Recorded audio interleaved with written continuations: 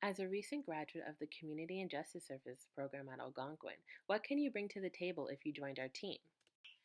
As a graduate of the Community and Justice program at Algonquin, I'll be able to bring fresh and new strategies and different methods to helping our clients. I believe that it's important to have new strategies coming in regularly so that we can see what best fits the offenders and to help them reach their full potential. What inspired you to be in this field of work? I have always had a passion with working with others and helping them. Ever since I was young, I would always engage in volunteering at many different places. I volunteered at the John Howard Society, um, homeless shelters, and I realized that through that, I really wanted to work in that type of environment. And also through some my own personal research, I realized that offenders make up a large percentage of society, and I believe that they are the ones who need the most help and guidance into becoming contributing citizens of society. And I believe that they need people to give them a real chance at becoming that. So that is why I believe that I would be great for this job, because I truly have a passion for working with others and working with that with these type of people. What would you consider to be the most difficult decision to make in the workplace?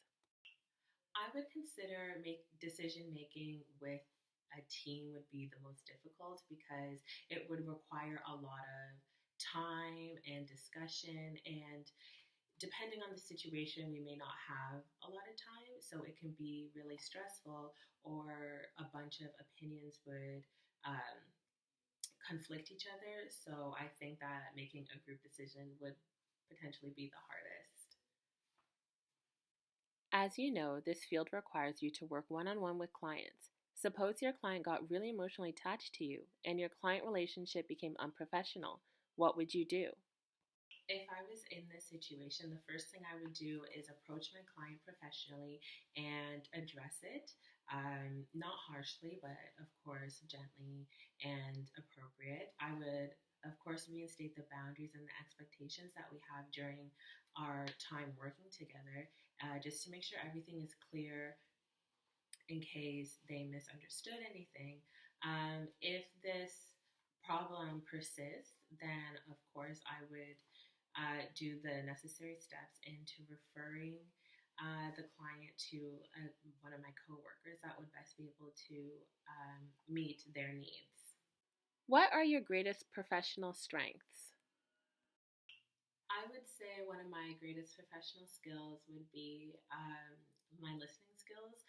I consider myself to be a great listener, and I believe that is a great asset to working in this field, because in this field we're going to come across with a lot of people who come from different backgrounds, have suffered a lot of trauma, and have many triggers. And I feel like it's important to listen, and sometimes all people need to change is for someone to be there and just listen to them. So I believe that that is a great skill to have, and it's also a very important